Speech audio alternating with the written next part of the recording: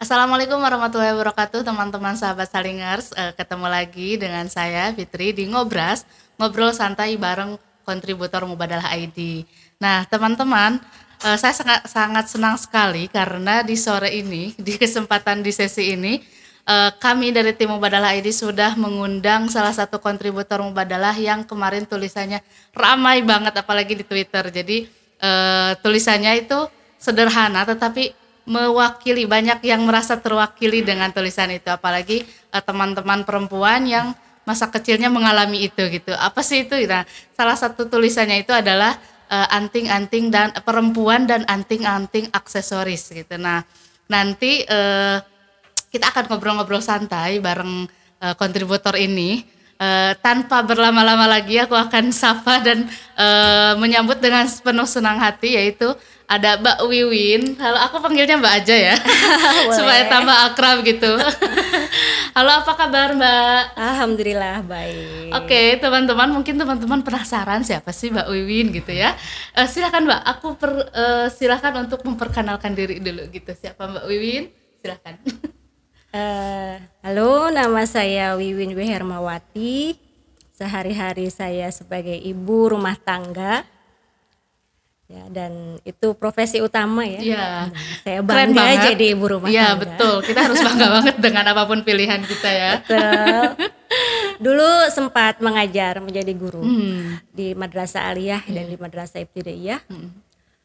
Tapi kemudian setelah anak pertama berusia 2 tahun ya, saya memutuskan untuk pure ibu rumah tangga, fokus mengurus anak, dan kemudian setelah itu lahir anak kedua yang perempuan yang kisahnya diangkat dalam tulisan ini. Keren ya. Ya. Sehari-hari saya tinggal di Jagasatru di lingkungan pondok pesantren. Dan kadang-kadang saya membantu juga di Yayasan Pendidikan dan Dakwah Islam Jagasatru, kemudian aktivitas di luar juga.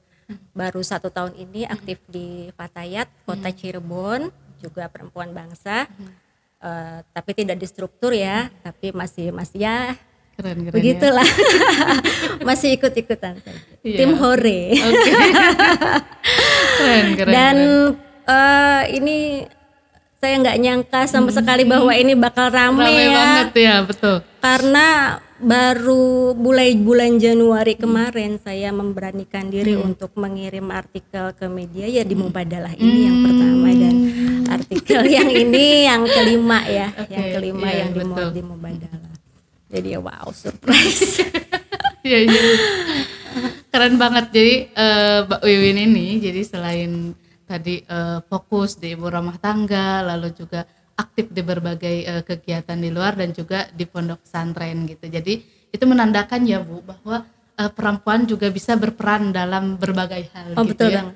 Jadi ini adalah salah satu perempuan inspiratif kita gitu. Jadi kita bisa melakukan banyak hal gitu. Walaupun kita dengan dibebani dengan stigma-stigma yang lainnya gitu ya. Jadi tapi kita bisa melawan itu dengan berbagai kegiatan lainnya. Oke, Mbak Wiwin, mungkin yang pertama, kenapa sih Mbak Wiwin tertarik untuk menulis? Jadi sejak kapan sih Mbak Wiwin senang menulis gitu ya? Tulisannya soalnya dari 5 artikel yang ke Mubadalah aja itu keren-keren semua gitu. Aku baca itu, wah ini kayaknya udah punya basic dan perspektif gitu. Senang nulis ya sejak SMP, sudah di buku diary saja. Waktu itu kan belum ada medsos ya. Betul. Kemudian sempat terhenti ketika sudah mempunyai anak ya karena waktu, tapi itu juga terus menulis, ngejurnal.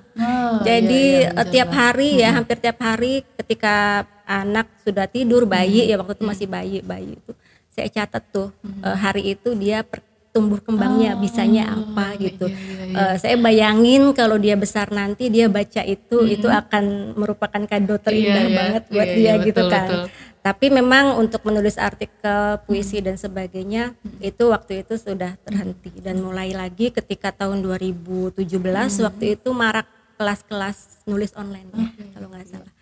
Saya coba gabung tuh ke kelas-kelas nulis itu, gabung dengan anak-anak remaja, dengan komunitas ibu-ibu penulis gitu, dan ada beberapa antologi sih ada beberapa antologi yang sempat dihasilkan, antara lain antologi puisi, kemudian antologi buku pendidikan, kemudian antologi berbagi pengalaman sebagai ibu, ya kayak gitu. Ya, itu sih. Kemudian sempat terpotong karena sakit. Ya. Dan baru Januari kemarin saya beranikan beranikan diri untuk menulis lagi dan oke, cobalah dikirim gitu kan. Saya mau ngeblok tapi gaptek gitu Mbak.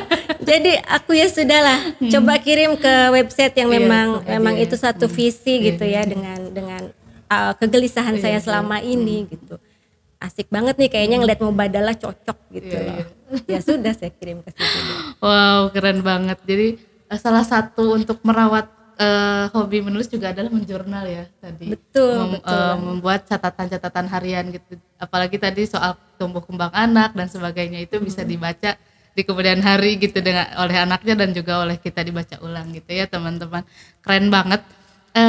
Mbak, aku juga sangat tertarik banget ya karena selama ini jarang sekali gitu ibu nyai gitu ya yang aktif di pondok pesantren tapi tertarik untuk dengan isu-isu perempuan gitu, dengan isu perempuan, dengan hak-hak anak perempuan misalkan, dengan memperjuangkan bahwa setiap anak itu berhak untuk memilih kayak gitu. Sebenarnya sejak kapan sih Mbak Wiwin ini tertarik dengan isu-isu itu gitu? Diluruskan dulu saya bukan ibu nyai. Karena memang saya tidak mencicipi bangku pesantren. Betul, saya nggak pesantren. Jadi saya tinggal di pesantren itu karena terbawa suami gitu tapi ya. Keren loh Mbak. Ya, memang dari kecil di madrasah ya. Jadi dari SD itu masuknya madrasah ibtidaiyah. Jadi memang sudah mendapat pendidikan agama mulai dari kecil. Tapi setelah itu kan lanjut ke sekolah umum dan kuliah gitu ya. Ya itu nyeselnya nggak pesantren, nyesel banget. Tapi sekarang tinggalnya di pesantren. Tertarik isu ini sebetulnya dari dulu ya, karena latar belakang pendidikan saya di sosiologi. Di sosiologi itu kan ada mata kuliah sosiologi gender. Nah sejak saat itu sebetulnya belum terlalu tertarik sih. Saya masih berpikir apa sih gitu. Ini sesuatu yang nggak terlalu. Karena waktu itu kan image-nya ketika kita bicara membela perempuan tuh kayaknya terlalu lebay apa gimana gitu ya. Kayak ini kan permasalahan kemanusiaan, ngapain sih perempuan doang yang dibela. Tapi kan waktu itu saya belum paham. Kemudian di mata kuliah itu saya belajar. Sampai buku catatannya sampai sekarang masih ada, tulisan tangan. Itu saking tertariknya dengan mata kuliah itu, penasaran gitu ya. Dan kemudian semakin tertarik lagi ketika saya ikut ngaji KGI. Bersama Bu Nyai Nur ya. Kemudian baca konten-kontennya Mbak Kalis. Iya, Mbak Kalis Nurdiasih. Dua ini sih dan dan tentu Mubadalah. Kirim tulisannya ke Mubadalah. Ya, tiga inilah yang betul-betul semakin membuka. Ternyata apa yang saya peroleh di bangku kuliah dulu itu belum ada apa-apanya gitu ya. Meskipun waktu itu saya sempat mengajar di madrasah aliyah putri yang semuanya putri gitu. Tapi waktu itu saya salah satu yang kekeh mempertahankan ini harus putri. Waktu itu kan mau dijadikan digabung sama putri. Tapi waktu itu perspektif saya belum terlalu yang kenapa sih ini harus putri gitu kan. Iya. Tapi saya kekeh waktu itu. Udah ada itu ini ya. Ada semangat tapi belum teruraikan. Alasan apa di balik itu saya juga belum tahu gitu. Pokoknya ini harus dipertahankan sebagai sekolah khusus putri gitu karena perempuan harus diutamakan gitu pendidikannya seperti itu. Setelah membaca konten dari Mubadalah, dari Mbak Kalis, dan ikut ngaji KGI juga yang reguler, kemudian yang tahap keduanya gitu ya, semakin membuka sekali. Oh seperti ini gitu kan. Akhirnya saya buka-buka kembali tulisan lama saya gitu, dan ketemulah salah satunya itu gitu. Itu sebetulnya tulisan lama Mbak. Tulisan salah satu pengalaman nyata yang sangat-sangat nyata, di situ tidak ada dikurangin dilebihin. Pure ya itu memang dari pengalaman kisah pribadi nyata ya. Yang itu saya tambahin sedikit aja di akhirnya tuh, karena usia anak saya kan udah 8 tahun ya, sekarang masuk 9. Nah itu yang paragraf terakhir itu tambahan sebetulnya. Jadi itu sudah lama gitu. Di situ saya belum ngerti itu sejarah anting-anting itu seperti apa gitu. Yang jelas waktu itu saya nurani seorang ibu aja ya, ingin melindungi anaknya gitu. Saya ingin anak saya ini hak-haknya terpenuhi sebagai anak. Saya mau anak perempuan saya jadi perempuan yang merdeka. Gitu. Karena yang kakaknya itu kan laki-laki, tidak terlalu banyak benturan seperti itu gitu. Betul. Ketika itu kan 2 minggu setelah lahir ya, dibawa ke bidan, ayo disunat gitu kan, sama sepupunya yang beda lahirnya 10 hari sama-sama perempuan. Disunat, timbul tanda tanya sih ya, sunnah katanya. Waktu itu saya nggak terlalu banyak baca referensi gitu Mbak, nurut aja gitu. Cuma saya tanya bidannya, Bu ini disunat tuh di gimana ya gitu. Saya juga khawatir, oh enggak, cuma dicolek aja katanya. Dan ternyata memang betul, cuma mungkin bidannya juga menyiasati ya. Dia paham sebetulnya bahwa ini tidak boleh, tapi dia juga tidak bisa menolak permintaan masyarakat yang datang ke dia. Makanya saya juga salut nih sama Bu bidannya, makasih Bu bidan Umi. Itu betul-betul cuman dicolek sedikit, dibuang kotoran gitu, kayak dibuang kotoran gitu. Dan yang kedua ditindik di situ gitu. Saya memang sudah bertekad dari sebelum saya menikah ya. Karena saya punya pengalaman telinga saya radang bertahun-tahun ketika dipakaikan anting begitu. Jadi ya saya nggak mau hal yang sama terjadi sama anak saya. Itu yang pertama, pertimbangan kesehatan. Kemudian saya baca referensinya, ternyata secara medis pun satu, ada resiko imunitas anak bisa menurun.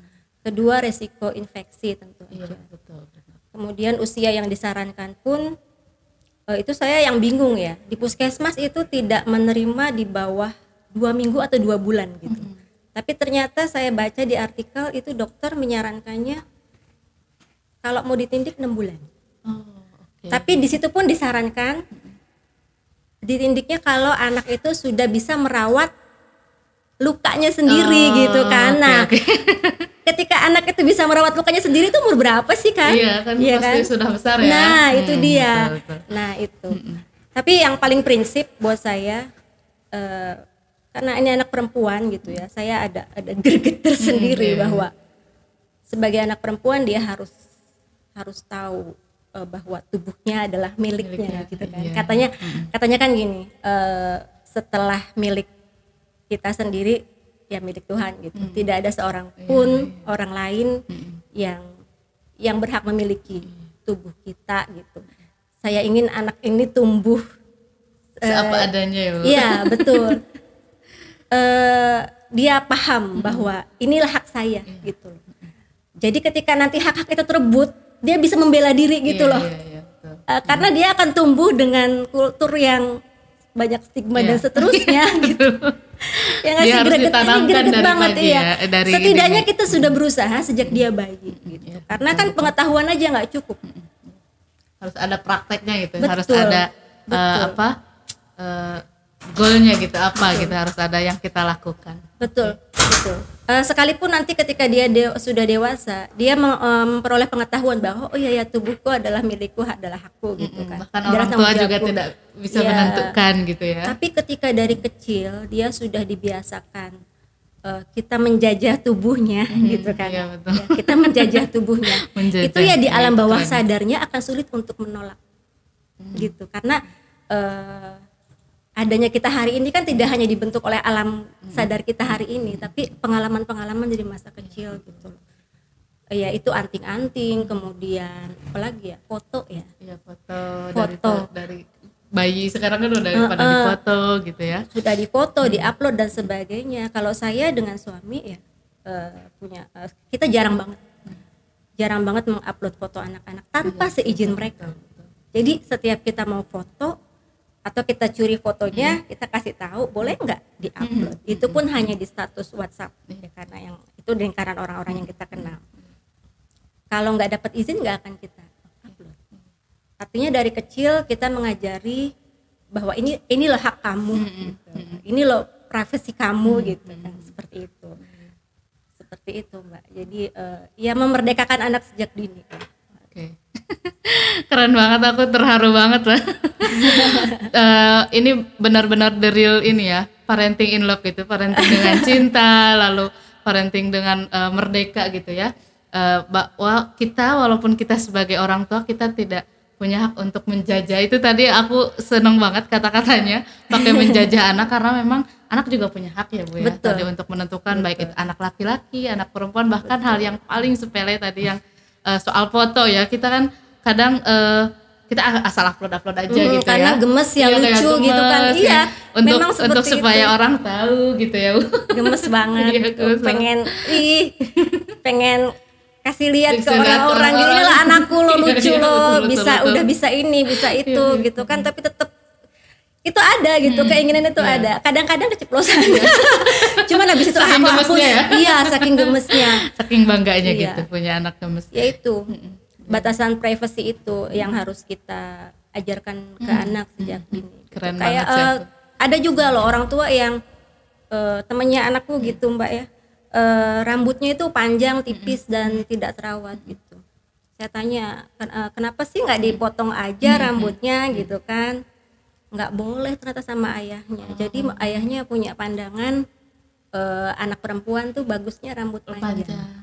Itu kan menyedihkan sekali gitu Iya, ya. iya. Sampai waktu itu sempat bikin tulisan juga saya di status gitu ya. Kalau rambut ya ke anak saya gini. Waktu itu rambutnya pendek ya Mbak ya. Waktu itu rambutnya pendek karena masih belum bisa mengurusnya. Prinsip saya gini, mau laki-laki mau perempuan rambut boleh panjang boleh pendek. Yang penting dia bisa bertanggung jawab atas pilihannya. Saya selalu bilang ke anak itu dengan bahasa-bahasa yang memang Anak-anak bahasa ya, iya. kalau mau manjangin rambut boleh, tapi itu harus dirawat, keramas yang waktu itu anak saya masih susah banget untuk dikeramasin dan dia nggak mau gitu. Akhirnya kan ya sudah, yuk dipotong pendek aja. Sekarang dia memilih untuk memanjangkan rambutnya, ya silakan. Tapi saya nggak pernah tuh, hampir jarang banget yang namanya ayo disisirin sama ibu deh, dia melakukan semuanya sendiri gitu. Bahkan dia nyari kutu juga Sendiri ya. aku bilang Keren. itu gimana itu kutu itu dipotong ya, enggak mau ya, oke terserah, kan dia sendiri yang ngerasain gatal-gatal apa, biarin aja, saya biarin gitu kan, sampai akhirnya dia ketemu ini Bu ada sampo yang cocok gitu, dan ternyata iya benar gitu loh.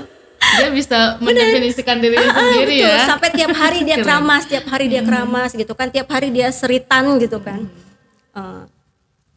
Berarti kan di situ dia ada proses belajar mengurus diri dia sendiri. Iya, Mengurus diri sendiri. Jadi ke anak juga kita harus ajarkan loh. Kamu mau pakai anting boleh, tapi resikonya ditindik. Ditindik itu rasanya ada sakit-sakitnya loh. Jadi Berani. dijelaskan ya Bu ya. Berani, ayo.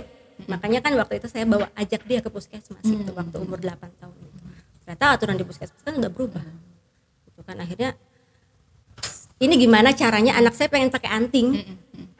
Tapi udah nggak bisa ditindik gitu kan. Akhirnya ya udah kita pakai anting jepit deh gitu. Kan toh anting nggak harus gitu kan. Oke, jadi itu ya, aku sampai terharu sampai wow gitu ya. Sebegitunya gitu, jadi ibu, jadi orang tua itu kepada anak itu ya harus merdeka dan memerdekakan orang Betul. lain gitu, termasuk anak kita. Nah mungkin aku mewakili teman-teman ya di Instagram dan di Twitter, jadi mereka itu banyak yang ketika dia anak-anak perempuannya tidak ditindik itu mengalami stigma negatif dari lingkungannya gitu, kayak misalkan anak perempuan tuh memang harus ditindik karena nanti setelah gedenya bisa jadi anak nakal kayak gitu. Lalu kalau nggak begitu nanti jadi susah membedakan laki-laki dan perempuan gitu. Nah ibu sendiri aku baca di tulisannya ibu juga mengalami itu gitu, mengalami stigma itu. Obrolan-obrolan dari kanan kiri lah gitu, dari tetangga, dari sebagainya. Nah cara menghadapi obrolan-obrolan itu gitu, menurut ibu gimana sih gitu? Apa yang ibu lakukan waktu itu? Jangan baperan dan tebelin telinga. Oke, jadi harus tahan ya Bu ya? Harus tahan. Tutup telinga aja gitu? Tutup telinga. Kalau kita yakin apa yang kita pilih itu benar, jalan aja terus. Oke, itu teman-teman. Jadi jangan ambil pusing ya Bu ya. Jangan ambil pusing. Ngurusin hidup orang nggak akan selesai. Nggak akan selesai karena anak-anak kita gitu Iya, kan, iya. yang dia yang akan ngerasain. Yang tahu gitu kita kan. ya. Yang Oke. tahu kita. Oke. Oke, itu teman-teman ya yang kita bisa bahas di tulisan ini.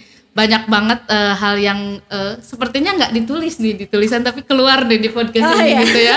Keren banget. Jadi yang aku bisa highlight ya, yang bisa aku garis bawahi bahwa memang kita harus menempatkan walaupun itu anak-anak ya atau bayi gitu, kita harus menempatkan bahwa mereka itu adalah manusia. Betul. Yang mempunyai hak gitu, yang mempunyai privasi, mempunyai hak dan sebagainya gitu. Sebagaimana kemanusiaan laki-laki itu sendiri gitu. Oke, teman-teman. Sebelum kita tutup ada persembahan persembahan spesial dari Ibu Wiwin. Ini khusus untuk teman-teman Salingers di Mubadalah gitu. Ini kayaknya belum dibaca ya Bu di tempat lain. Ini sebetulnya ada bentuk videonya sih. Oke. Nanti bisa saya kirim. Oke, siap. Kita simak dulu ada persembahan spesial dari Mbak Wiwin. Silahkan Mbak. Sebetulnya ini puisi buat anak perempuan. Oke. Ya. Pecah tangis pertamamu malam itu nak, adalah bunyi puisi yang 9 purnama ibu menanti. Wajah merahmu nan bayi adalah rona wajah putri yang paling putri. Aroma tubuhmu yang ditirai alami adalah wangi melati paling arumi. Tapi apa kau tahu nak, apa yang paling penting di atas segala kepentingan pada kepala dan hati seorang ibu? Meskipun dunia tidak mampu mengasuhmu sesuci perawan Maria, namun hidup bisa mengajarimu tentang ketulusan cinta dan taubat seorang Zulaikha. Wow, keren banget ya puisinya. Mungkin nanti puisi-puisinya juga bisa dikirim ya Bu ke Mubadalah ya. Boleh. Kita memang ada sajian akun khusus IG. untuk hari Minggu. Kita itu ada sastra dan puisi. Oh gitu. Jadi Mbak Wiwin boleh. bisa kirim puisi-puisi yang indah itu ke tim kami juga ke Mubadalah. Oke teman-teman, itu yang bisa kita obrolkan. Pastinya masih penasaran ya dengan gagasan dan juga isi-isi tulisan Mbak Wiwin selanjutnya. Nanti kita tunggu tulisan-tulisan keren lainnya di Mubadalah, dan juga bagi teman-teman yang belum baca tulisan-tulisan selain yang anting-anting itu, teman-teman bisa berkunjung ke website Mubadalah ID gitu. Dan juga bisa memfollow akun Instagramnya Mbak Wiwin, apa namanya Mbak? Win Herma. Win Herma gitu. Teman-teman bisa berbagi cerita juga dengan Mbak Wiwin, atau mungkin bisa membaca tulisan-tulisan di postingan Banyakan Instagramnya. puisi. Ya, Puisi-puisi bucin. Oke. Itu cocok banget untuk teman-teman Yeah. yang masih jomblo dan galau gitu, Nah, apalagi itu malam dia. Minggu ya. Oke. Terima kasih banyak Mbak Wiwin sudah Ya, berkunjung ke sama-sama. Mubadalah. Nanti kalau mau main aja ke sini. Nah, insya Allah. Oke, teman-teman, sekian dan terima kasih. Assalamualaikum warahmatullahi wabarakatuh. Waalaikumsalam warahmatullahi wabarakatuh.